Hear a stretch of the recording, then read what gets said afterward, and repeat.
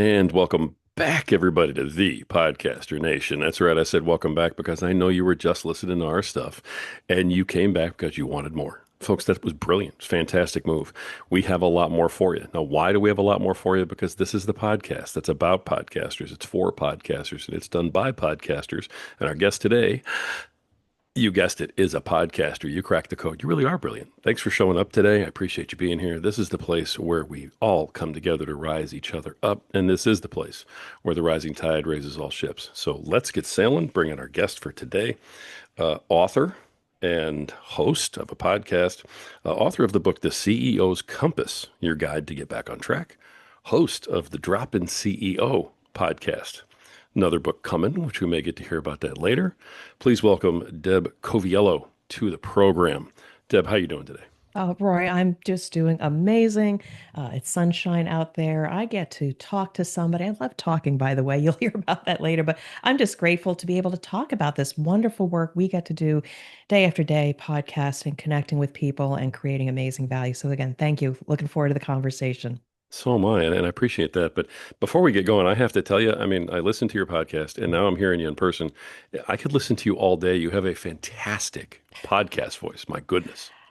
Yeah, thank you so much for recognizing that. And it's a gift that I didn't realize I had. Again, I have been a talker my whole life, but I started getting signals from the universe, like when I was still back in corporate, said somebody pulled me aside and said, Deb, I said, that was a really crazy meeting there, but I just want to let you know there's something about your voice, the way you rephrase what the problem is that we're working on, it has a calming effect. And I said, okay, yeah, sure, let that roll off my shoulders and didn't acknowledge that. But the crazy thing is that every time I show up for a networking meeting, for a podcast meeting, they say, Deb, you have a radio voice. And I'm saying, okay, yeah, now what do I do with that gift? So I enjoy podcasting. I enjoy sharing my thoughts with others, but leaning into what then is the greater purpose of this voice. Yeah, my husband gets to listen to me all the time. It is calming, but it is a way to connect with humanity. We can put out content and people could say, okay, that was a good show, but do we really connect with them? Have we created a relationship? Have we inspired somebody to think a little bit differently? That's the beauty of what this voice can do. So, yep, I am going to lean into this voice now and continuing forward. So, thank you for recognizing it. It is a superpower and I'm going to use it. It's definitely a superpower. It's almost like if I was listening to one of those meditation tapes and they were like trying to tell me to relax and tell me to get in touch with myself and everything else. Like your voice would be the one coming over the music. You know, it's And that's so funny because wow. somebody says, Deb, you work with CEOs. I said, what if you had CEO meditation tapes? Get Yeah. inside their head. So you're the second person that said that. I was going to pursue it. And then I said, oh, as an entrepreneur, that's another shiny penny. Let me just kind of put that in the parking lot for now. But who knows? You never know. More signs from the universe. I mean, we need as many as we can get, right? Hmm. You So I got it. love it. Absolutely love it. All right. Well, listen, I mean, I was reading about you and trying to learn about you, listening to your podcast, looking up your book. Um, it's easy to say, hey, I'm the drop-in CEO, but, how does Deb get to that point? Who is Deb and what brings her there, you know? Yeah, well, anyway, try to figure me out. My husband's been with me for 30, well, 40 some odd years. He still can't figure me out. It could be that I'm a Gemini, which is two personalities. So who knows who was going to show up today. But again, going back way young, I started life as a creative. I would speak, I would talk. My parents couldn't shut me up. I was very creative writer, arts and craft, the whole bit, and moved through my education system. And all of a sudden, I wound up losing a lot of my creativity and going into a technical field of science and engineering. And it was a place where I was smart. I could do it. It was problem solving. It was creative. And I've enjoyed a wonderful 30 plus career in the corporate environment in manufacturing, either in electronics or in flavors and fragrances. Way cool. And food. Very cool, but also very scary. And my technical background is quality and operational excellence, how to make things better, faster, cheaper. Fast forward, rose to leadership, built a lot of my leadership skills, had a lot of lumps and bumps along the way, and then got kicked out of the nest when I was the head of quality for North America, kindly, but it was the right time in my career to say, I need to do something different because it wasn't feeling right anymore. I was getting this feeling like something's got to change. It wasn't aligned with what I wanted to do. I was starting to speak up more and say, we should be doing this and doing that, not celebrate it. Fast forward, I said, I could do this on my own. Before I go into what did I eventually decide to Yeah. do, married 36 years, I think, originally from New Jersey. You might pick it up in my voice. I got three adult children, two out of the nest and married. One came back for grad school. Live in Cincinnati, Ohio. Fun fact, I am an amateur curler, so I do yell, throw stones on ice, and sweep. I actually got a silver medal at Notre Dame University back in 2017 at the arena curling level. So if you want to know more about curling, that's a Wow. big side about Deb as well. Wow. So you ready? I'll just keep going. I told you I Please was a do. talker. Oh my goodness. Please keep going. You're on a roll. I love it. Yeah. So anyway, figured out I didn't want to go back to corporate. I had a lot of value. I loved working with small and medium-sized companies and suppliers. I said I could do the same thing, drop in and be able to help solve a business issue. And by the way, I was really learning about leadership, how to coach up to CEOs, as well as coaching the team. So eventually I got some gigs, I got some networking. I thought I had this thing figured out. And also I started guesting on podcasts because it was like, oh, this is fun. I get to talk about myself and share my insights and starting to get these ideas, this thought leadership that I was having about what was I seeing in corporate and what needed to change. And one of them, Mario Pareca, interviewed me on I think it was like the 2 minute podcast. And he says, Deb, tell us what you do. And I said, well, I drop into businesses and partner with the CEOs. I'm like the drop-in CEO, forgive me.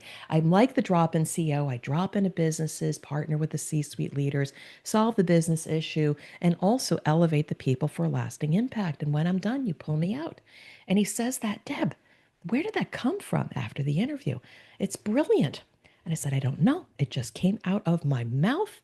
But then I reflect and I says, wait a second. Back in the day, mid career, there was a CEO as part of private equity that dropped in when we were at a difficult time. And he rolled up his sleeves. I remember the conference room. He rolled up his sleeves. We worked on an Excel spreadsheet to sort through a problem. And while we fixed the business issues, he also gave myself and the vice president of operations the confidence like, we got this now. And then when we were done, they dropped in another leadership team. They pulled him out so we could go IPO. But I remember how he made me feel, not just the technical work, but he made us feel really good. And that's the way I operate. And fun fact, I found him again. And about 2 months ago, I finally contacted him and told him the impression that he made on me. Well, the drop-in CEO brand was born at that time. I didn't own it, but ultimately I said, that's the name of the podcast. I wanted to do a podcast. I was tired of chasing others to guest on their show. I said, I have a voice. I want my own stage. So it became the drop-in CEO. It is a trademarked brand for which all of the work that I do is a derivative off of that. And now I've been in my business 6+ years. I'm still trying to figure out business, but the podcast is a critical strategic enabler for me to one, get my voice out and also create meaningful connections with people I can serve. Wow. All the way around. Absolutely love the whole story. Thank you. I also love the gentleness with which you phrased, being kicked out of the nest. That's a very nice way to say, that, it was time. They kind of moved on type of deal.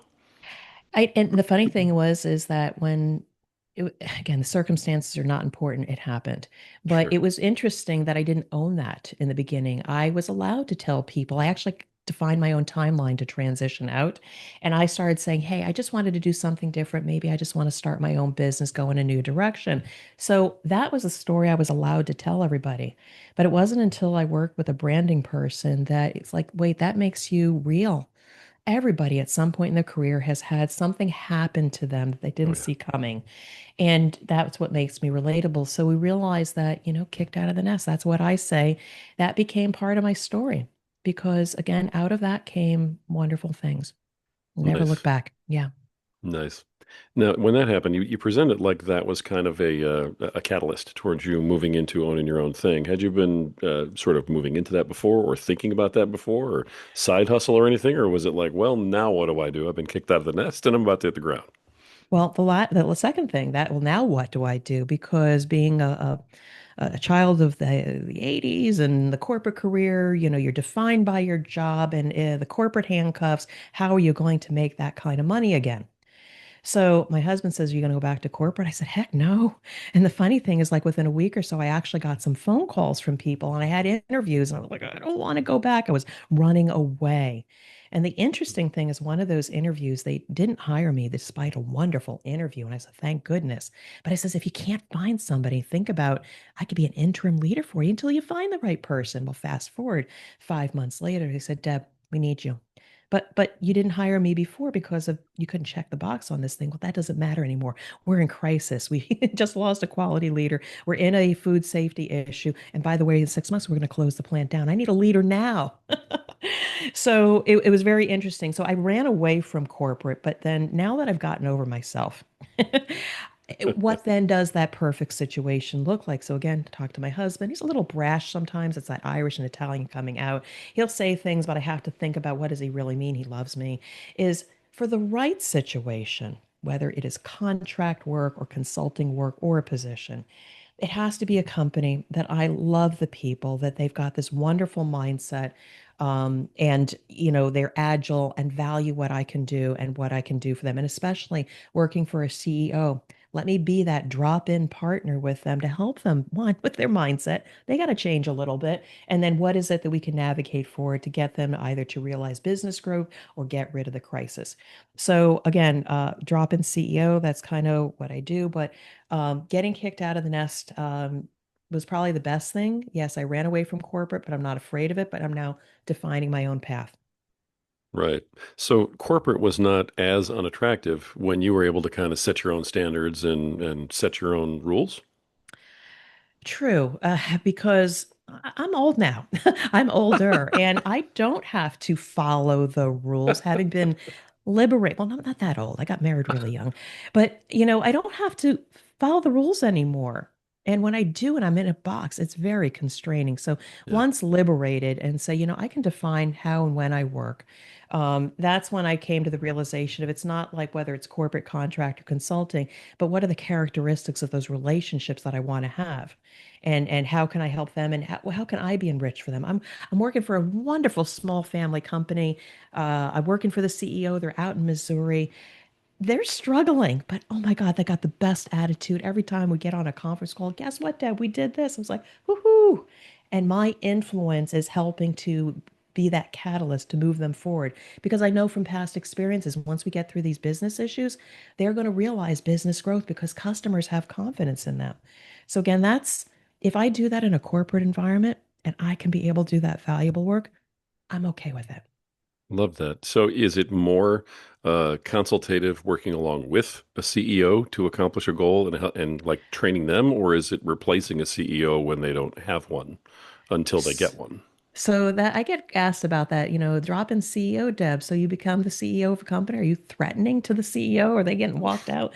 It's I have to define that a little bit. It's really a mindset because sometimes it's very lonely being a CEO, and maybe you're accountable to a private equity group. Maybe the buck stops with you. It's very lonely. And so they're usually the ones, or maybe a VP of operations that's feeling the pain and calls me in. But I have to act like a CEO to see the greater problem, then they can't see it from inside the cookie jar. Maybe you've heard that before. Right. So, yeah, there may be an urgency or, Deb, we don't know how to do this. And the customers are breathing down our throat. Yeah, I can do that. But then I step back and act like a CEO and say, you know what? This is fine. I could do any consultative work. But again, you don't have the right workforce here, or the way you're managing or holding people accountable or not, that's not going to sustain. So I become like a partner or an extension of the CEO so they can see the greater picture, or maybe we need to build a more robust strategy. That's the drop in CEO from a mindset perspective and being their partner. Interesting. So you come in and you have the qualifications of the CEO to come in and actually do the job, so to speak, but you also bring a fresh perspective of not having been inside there every day in the same grind, staring at the same stuff. You have it exactly. However, because of my technical background, so again, I am a trained quality professional, crisis manager, food safety, supplier quality, you name it, leadership. I've been a leader, etc.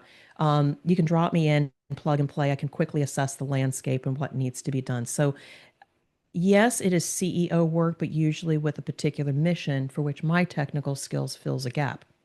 So Nice. again, I become part of the leadership team. I could be your head of operations, your head of quality. It doesn't matter what the title is. Maybe I'm an extension of the CEO and they just need somebody to oversee the operations and be the eyes and ears and elevate the capability of the people.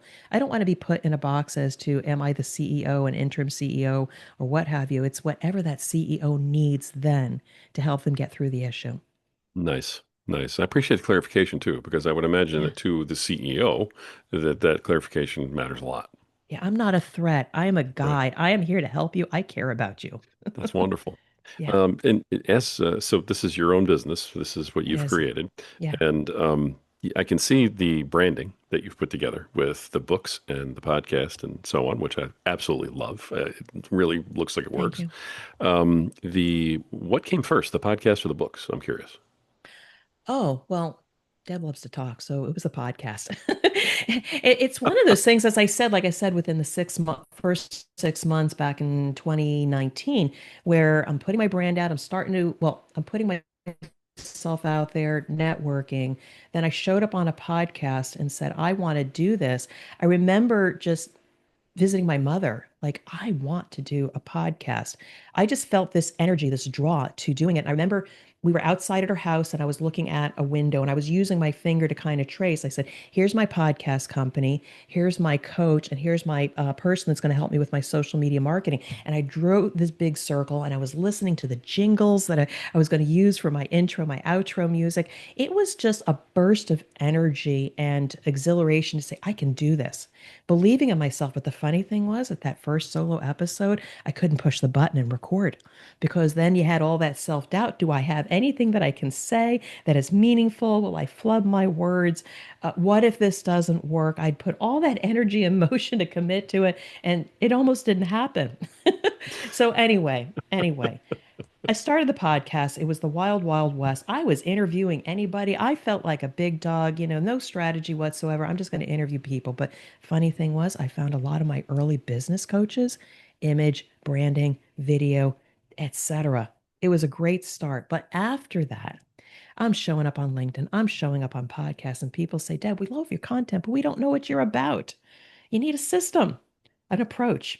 What do you do when you drop into companies? I realize, oh, okay, I better get a little organized, for which then this content had been delivered already in some presentations. It was my house of quality and what I think needed to be done differently. But when I was thinking about writing a book, I said, a house doesn't really resonate with anybody, only in the quality and operations world. And I started noodling on a piece of paper. And I realized that one, we're trying to get everybody to a better place, peace of mind, which is my northernmost compass point. And the compass just started happening, a circle, because I was talking about P words. Well, we need to do something different with people and processes and platforms. We need to have better purpose and perform. You see the theme here, P's. So then it became 7 points towards peace of mind. The CEO's compass came to be. And it was that time to say, Deb, this is what I stand for. This is what I see is missing for leaders. This is what they need to get off track. And so through writing the CEO's compass, it's my insights, my thought leadership, my stories to help a leader not fix that they're not broken, but a guide to pick and choose their own adventure to get back on track to peace of mind.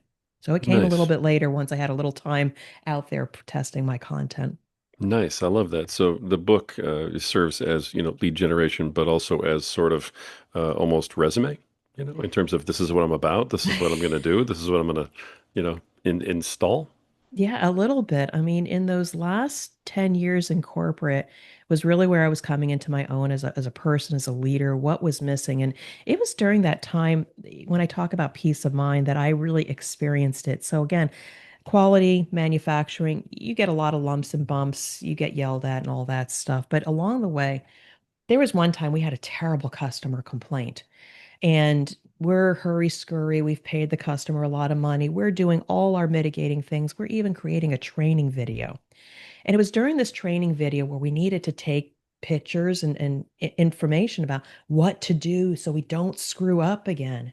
And I was videotaping the supervisor describing the process. And the funny thing was is that one of the operators from manufacturing just started hopping kind of into the frame behind. And all of a sudden I realized something's going on here. So we stopped the tape and I said, do you want to be filmed in this video, this training video? And he said, yes. And in that moment, when he said, when we have this particular issue, the right way to follow this process is pull this lever and turn this crank. And the reason why it's important to follow it this way is so that we don't have that contamination, because if we do, it's going to have this kind of impact on the customer. And while I'm filming this in a manufacturing environment, I said to myself, I was feeling peace of mind. I was getting chills, and I'm getting chills right now because what that meant to me was all the work that we were doing, explaining to people and helping them to understand the impact of the decisions and the actions they take. He knew exactly what he was doing, why he was doing it, and what the impact was on the customer. The people so close to your customer got it. And then in that moment, I says, I can sleep at night. When you know the frontline people are protecting you and protecting the customer, that is peace of mind. And so that story that is in the CEO's compass, and I tell that over and over again, is a frame of mind that if a leader has never realized that and they're working 18-hour days and they never can trust their teams to be able to hand the business to them and just step back and be a guide, there's a different playbook. So those are the insights that go into it. Peace of mind is something that I talk about a lot. Stop chasing results, start pursuing peace of mind. It's a different playbook. Right. I love that line. I was, if you didn't bring it up, I was gonna, because I love that line. But there seems to be that theme for sure seems to be very strong. Like it's very important to you and to your plan in terms of raising up the folks who work there, and confidence wise and morale wise. I mean, that seems pretty simple, but it seems like you think it's very important. It is all that. I mean, obviously, if the morale is low, and there's reasons, we have to go deep into why is it then when you hire great people that are all excited, what then did we not do as a leadership team to ensure that people continue to be engaged, and take care of the business? So that all falls on leadership. Um, I talk about peace of mind, and I'm going to go here now. Is that the second book that needs to get written is, like I said, Stop Chasing Results and Start Pursuing Peace of Mind, which is a spin-off, and the content is a little bit more in depth. But what I am finding is that people, because of the system, have to chase results. They got to get the EBITDA, they got to get the market share, they got to get the sales. And what they do is they beat the people to get the results and high five and have parties. But what happens is that what happens the next quarter when they don't get that result? They repeat the cycle over and over again. And then they talk about burnout. And then they're saying what's happening and quiet quitting. It's because it does start with the leader. And so, what I try to advocate is that we need to think about outcomes. While, yes, you got people breathing down your throat about where's the money, where's the savings, etc. A true leader has discipline. A true leader has purpose to say, I get it. I'll get you the result. I'll get you some money over. I'll get you some quick wins. But I need to stay the course. I need to have this highly functional team. I need to spend time developing the capability because, again, humans still run the earth, regardless of what you want to say about AI or any other technology. Humans are at the core of what we're doing. Yeah. And so we need to evolve, develop, remove the barriers, build their confidence so that people can take care of the business and you have more and more of those peace of mind experiences because then you sustainably get the results versus this roller coaster effect. Wow. And I'm I, sticking with it. I mean, I feel very, very strongly about that. And again, I was in the yeah. hamster wheel and that's why I struggled. So I got to get others out of that hamster wheel. I love that. I really do. Now, um, and you always have the option to not answer a question, especially, Have at given it. your business. But, Have at it. I've got a lot of experience in the corporate world, but I've also been an entrepreneur for a long time. And Okay. so the corporate world has always struck me as, what you're talking about right now seems to be more of an entrepreneurship mentality, because we sort of were part of the grind and the wheel and we came out, went on our own. The corporate mentality, has been a little different. How much opposition do you run into when you get brought in and you actually want to, talk about the people actually matter? You can't just keep whipping them until they give you the results, that type of thing. So here's the thing is what do you define as the business entity that values my voice? I am not going after the big dogs that have maybe 1,000 people in North America, 6,000 people globally, $500 million in sales. It is those small and medium-sized businesses for I which see. I am free to be able to say, this is what I see, this is what I think, because they value that external perspective. They don't have a whole bunch of people with 30, 40 years experience in their arsenal. So I could go back into corporate, but it would have to be the right philosophy of people looking to change their ways. I've been trying to get into private equity entities of trying to be an operating partner, but I'm wondering because depends on the private equity. Do they just want to flip the company and just get the money and increase the valuation, for which maybe my voice won't be heard because they want to see instant results. Right. Yeah, but you got to fix the foundation for sustainable results. Otherwise, your investment goes down the tube. So, small and medium-sized companies on the order of 25 to 100 are at the point where they're mature, they're stable, but then they realize to go to the next level, they need somebody else. That's my sweet spot right now. Nice. Nice. So you're kind of qualifying the buyer before you put yourself out there in the first place. I am. And that is part of my lead gen strategy. I've got somebody that's helping me Yeah. source these people in the area I'm looking for. But every time they find somebody interesting, well, they're kind of like 200 people, but they have a new CEO that just dropped in and they look like they haven't had a lot of experience.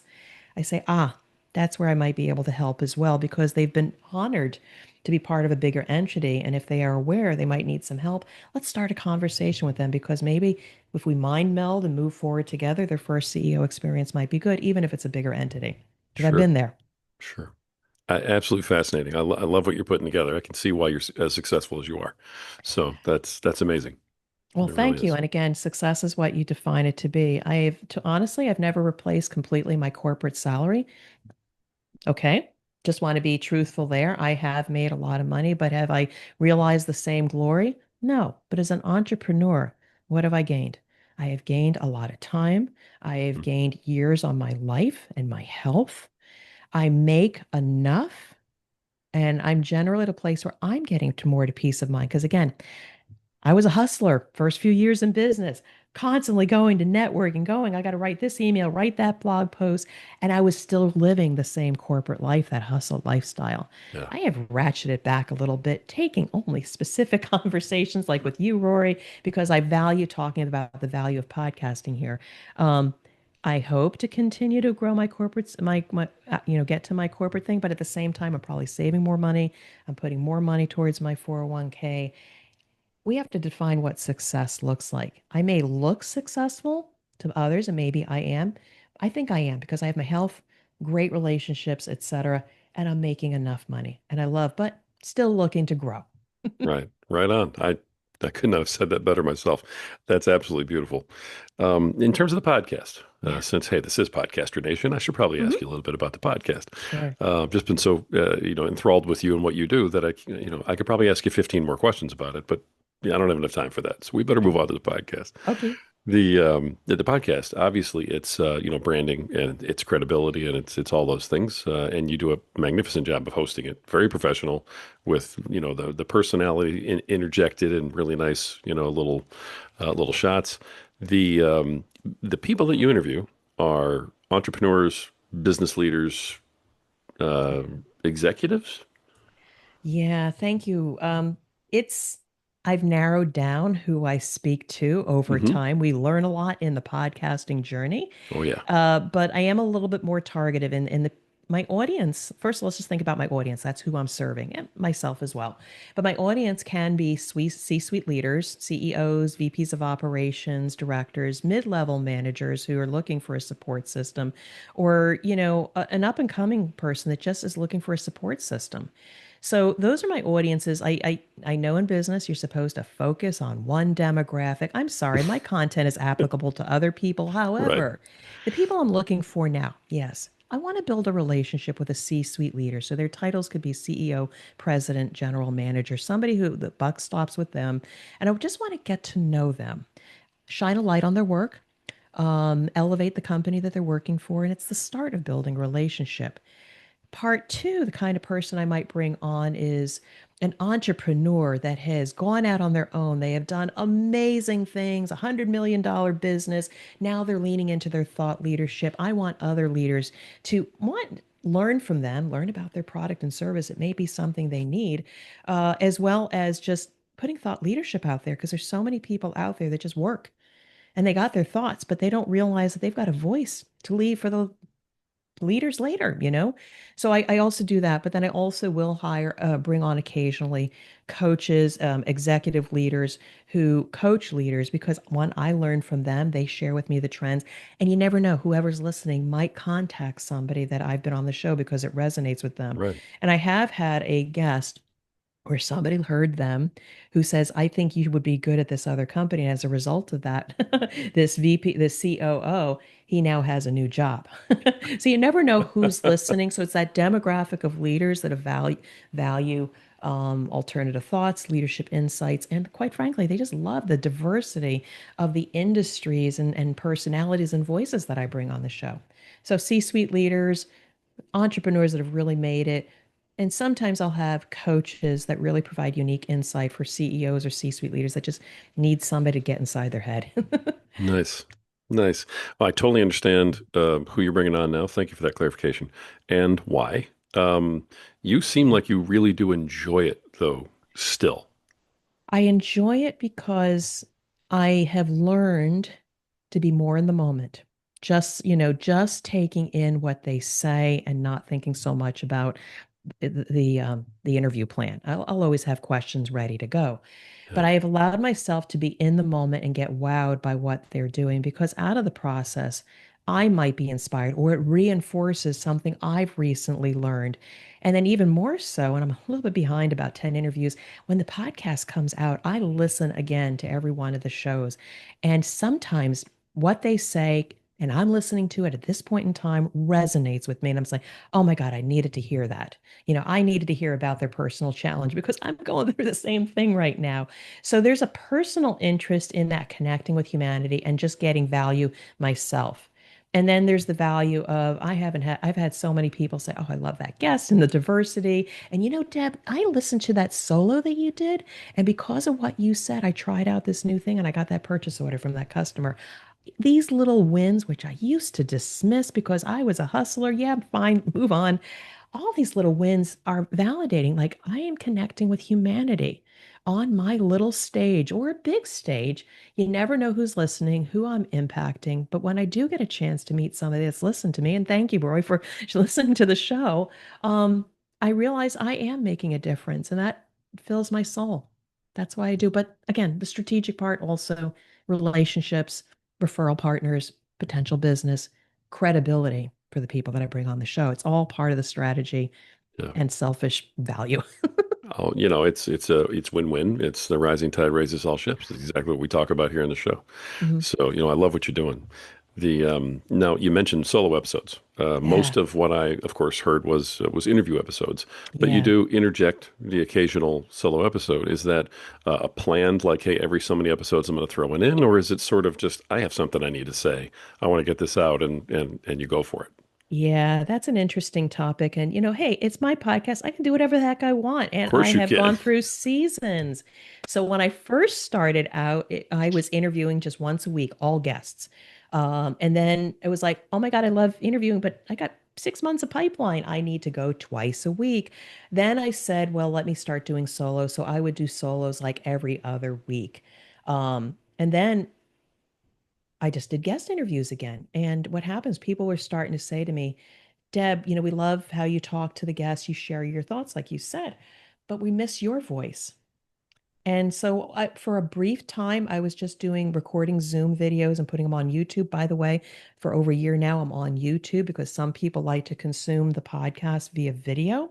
Yeah. And so I've been putting all my shows on YouTube. So follow me over to Drop In CEO for my YouTube channel. But I realize now with my strategy, I want to connect with more people. So I've actually, starting the end within the month, I'm actually going to revert back to solo episodes and just once a month. Now, here's the thing. I've learned some that things about podcasting. My podcast is valued. So for cold pitches, I was extending offers for people to be on my show. So, and I got people to say yes, and they compensate me for being on the show. But the interesting thing is, I'm taking kind of a sabbatical. I'm just going to do solos for now because I got a lot to say, as you can see. But for the occasional person that says, no, no, I really, really, really want to be on your show, I'm going to have a guest here and there. So for now, I'm going to go back to solos because that's what my audience wants. Nice. Nice. I love the statement out of all of that, and I loved it all. But the statement out of all that that I loved the most was, "It's my podcast. I can do whatever I want." Don't I, be locked in. I oh mean, my come on. goodness. Yeah, it's one of those things again with every season you need to reevaluate. And I will tell you actually in 2023, and this goes to my next book, is that every single Friday for 52 weeks, I had a content plan. I put out a solo episode because I knew at the end of 2023, every single one of those pieces of content were going into the second book. Stop chasing results, stop pursuing peace of mind. There was an actual plan. So I was building content over the course of the year. And so, guest on Monday, Deb's voice on Friday. Quite frankly, again, I love it. I love putting my voice out there, but the life of a podcaster can also be exhausting because we have to show up both for the guest and for ourselves. We Right. have a lot of creativity, but sometimes the creativity wanes and you have to take a pause. It's okay to change, it's okay to pause. I almost stopped doing the podcast a month ago because I was just Wow. actually tired. And I know that you're finding out about all this. I'm airing my dirty laundry on your show, but it was one of those things. I went to visit my son and daughter-in-law in North Carolina, and I just so enjoyed the weekend. I didn't even bring a laptop, which is unusual for me. Wow. And I said, I really, really enjoy just being me, having the downtime, and maybe getting ready for the next chapter when my kids might start having a family. I need to be there and not tied to, oh, I got to do a podcast over here. I almost took the decision to stop because I almost like, I'm not sure I'm enjoying this anymore. And then something happened. Something happened where I was working with somebody to revise my artwork. I do that every couple years. And they presented me some options. I'd actually forgotten about it. And she presented me some options. And I said, oh my God, that is exactly the image. That is exactly the color scheme. I absolutely love it. And it's just me, not a guest or anything. And she actually changed my mind. And I said, you know what? I need to show up because it's just a picture of me and it's a beautiful picture. It's got all my brand colors. And I said, you know, I got to continue. But what I did was I changed it a little bit. I'll just go down to once a week. I'm going to do solos, an occasional guest, etc. And I'm continuing forward. And again, that's all part of the podcaster journey. You don't have to stick to one plan. You can change depending on the season. And so you'll hear more of Deb's voice coming up. I'm glad to hear that. I'm glad that you made the change. You're going to keep going with it. But, you bring up a very real issue for podcasters. So I appreciate you airing that dirty laundry. People tend to do that on the show. They just, You make it it's so okay. easy for me, Rory. I mean, again, I'm showing up as myself. I'm not that corporate person that's only putting on that pretty persona. That's for the birds. I had a mentor once tell me, "Get over yourself, Deb, and stop looking so stiff on camera." So yeah, the occasional flubbed words, my hand motions. That's all me right now. And yeah, it's doesn't all look successful. We too, podcasters, have some problems along the way, but you make it easy for me to share my dirty laundry. Thank you. I appreciate that. That's one of the things we hope for on this show is so that you can actually just be a guest for Thank once you. and stop worrying about being a host. But Thank you. this is a perfect time for me to interject my corny question that I like to ask everybody, and that is when it comes to your podcast, then just relax. It's all good. Just strap on that seatbelt. I wouldn't ambush you right now, not after all this. What is when it comes to doing your podcast? What is it about doing the podcast that you love the most? And what is it about doing the podcast that you just absolutely hate the most? So I'm ready. Strap There on. you go. So, oh my God, the adrenaline rush after you've done after you've done the podcast, and there are That's close great. parallels to describe certain things in life. Maybe it's when you come off a roller coaster, you got that high energy, and then all of a sudden you get done. Or maybe akin to he just had this really tough workout, and oh my God, you're sweating like a pig all over. And then all of a sudden, an hour later, you kind of feel this. I feel good. I guess I'll go back to doing that again. It's that adrenaline rush when you get over and you talk to the guest, and it's like, wait, how was that? And you just feel wonderful because you were in flow and you created that great moment for the guest, and then also you're inspired along the way. What do I detest? I mean, I've had some bad experiences with some guests, but I think right now I'm at a place where, as an entrepreneur, I had to bootstrap and bring in some of the administrative work. So right now I do a lot of social media posts. I run the video through an AI tool to get clips. What I used to love is an administrative task because it was easy. I'm kind of dreading it. I actually sometimes I'm behind by distributing the guest assets. Not too much, they don't know when the show's actually going to go out. I'm starting to dislike the administrative point. So again, as a podcaster, I do have a professional company that does all the audio and distribution to all the different outlets. But at some point, as an entrepreneur, you need to weigh where your value is, and if you can at all manage the distribution of any social media out on your platforms to your guests, have somebody else do it because now it's kind of a drain. So that's what I kind of dread right now. Wow. All right, great answers. Absolutely great answers. I love that. Um, you've mentioned, we've talked about AI and that sort of thing. It's come up a couple of different times. So Mm. how do you use AI in your business? Yeah, it's a great tool. I'm a late adopter. It definitely won't rule the world because it's a great accelerator for curating information or getting you closer to a final product. But by no means does it replace me because at the end of the day, people connect with me audibly, in written form, or visually. They want to see me and my voice.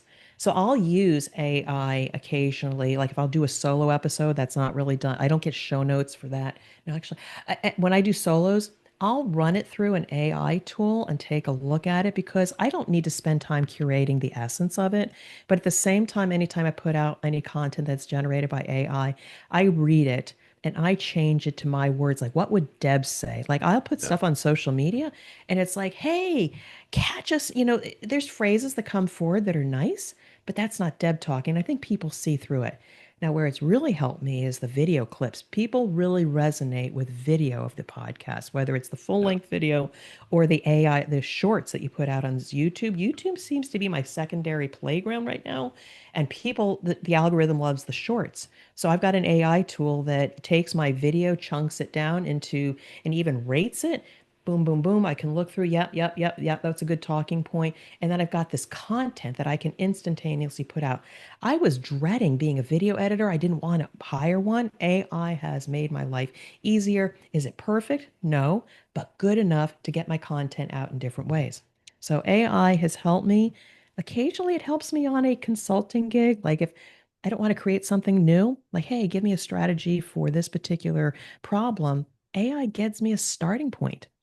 And then I'll look at it and I need to think because, again, at the end of the day, I don't know if AI has enough intelligence or that critical thinking to know what's really right.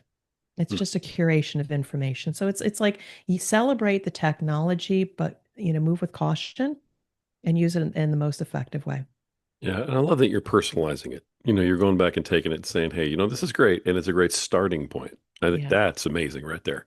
And now I'm going to take what they gave me. I just saved a bunch of time because I do have something here, but I'm going to fix it, make it mine. Yeah, Yeah. because as soon as you stop showing up as, well, Deb wouldn't say that sounds very generic, or if your humanity is not showing through, like, people will see it.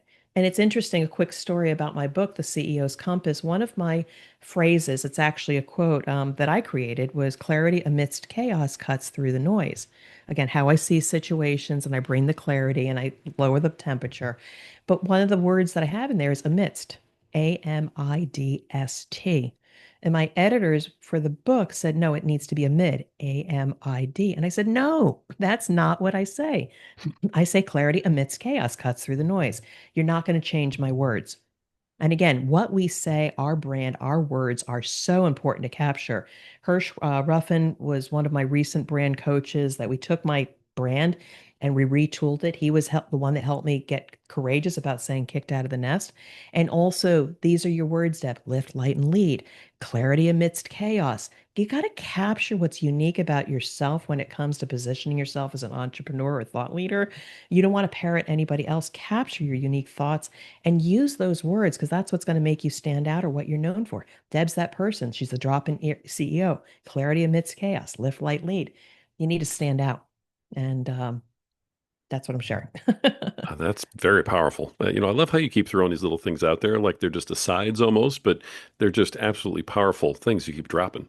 That's amazing right there. Well, again, thank you. I mean, I was a precocious child. I've got a lot of things on my mind, but I have a lot of things I say. And when again, if you say something and somebody says, "Oh my God, that's amazing," sometimes we don't write those things down. But then that's your uniqueness that, sometimes if you're an entrepreneur and you're just struggling, like, oh, I'm a consultant that works with AI companies and I help solve their business issues, yada, yada, yada.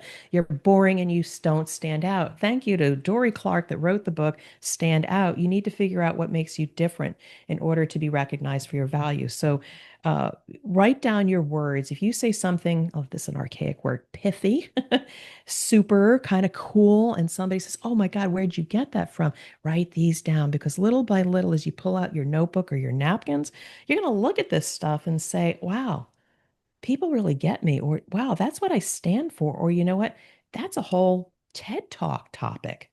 Again, we need to capture this stuff. Otherwise, if you don't, it's just going to be wither away and your legacy is not going to be left. And again, that's why I'm here. I want to leave an impact, and I think my words matter. I completely agree. I love that you think that too. That's fantastic. All right, I do have one more question for you as we kind of roll things Oh, together here. But before okay. we get to the question, look at you going, oh I no, know oh I'm no. getting ready. I'm running out of steam here. I don't know if I'm Oh, going to be able to turn on a dime or dance here. you absolutely have it. I would never ambush you like that. Come on. Before we get to the last question, though, tell everybody, how to reach you, best way to find you, all your contact info. I want to make sure that gets out while they're still, inking their pens. Okay, well, thank you so much. If you want to learn more about me, best place is my website, dropinceo.com, dropinceo.com, but also /gift, GIFT. If you want to go to my site, I have a free copy of my first chapter of the CEO's Compass, both in PDF and audio form. And I've also curated a gift of a podcast bundle that I'm very excited about. You can download those three. Again, you can get to my podcast on all the major outlets, but I have a gift there for you just to get a taste of what it was like to listen to some really, really great episodes. You can find me on LinkedIn, Drop-In CEO, or Deborah A. Coviello. I'm out there. I'm answering all the messages. I would love, love, love just to connect and get to know you and see where we can go from there. So, thank you for the opportunity. I would love to connect with your audience. That's wonderful. I'm sure there's people out there who would love to connect with you. So thanks for putting all that out there. All that will be in our show notes, of course. And now we got to hit you with the final question. You've been doing this podcasting thing for more than a minute, and I can tell that you've been through some transformations with it, Yeah. and the whole bit. And you even talked today about how you were even thinking about hanging it up, but you didn't, and you refocused, and you're still going. I love that.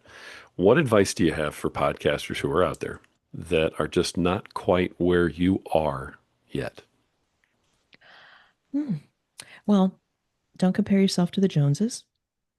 You are your own entity. It is your creative medium. The fact that I've done 540 episodes, been going for 5 years, and interviewed hundreds of people, don't measure yourself about against the others. It is your place to be free, to be completely liberated, express your voice and also those of others. It's your legacy. Think of it as that. And also use it as a strategy to help achieve your means. If it's just that creative forum, have at it, appreciate it. Again, don't compare yourself with others. You're a rock star for just being able to put your foot forward, push the button, and record. Wonderful. Hey, we just mic drop moment. Absolutely love that. Thank you so much for wrapping that up this way. Folks, the Drop-In CEO, author of the CEO's Compass, your guide to get back on track, host of the Drop-In CEO, Deb Coviello. Thank you so much for joining us today, for sharing everything that you have, for getting personal, and for really making an impression on my audience. I appreciate you very much. And I as well, Roy. Thank you so much for the opportunity. Thanks.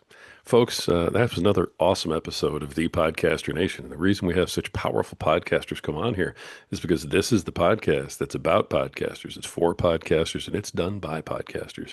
Once again today, folks, I'm certain that we prove that this is the place where the rising tide truly raises all ships. So keep sailing.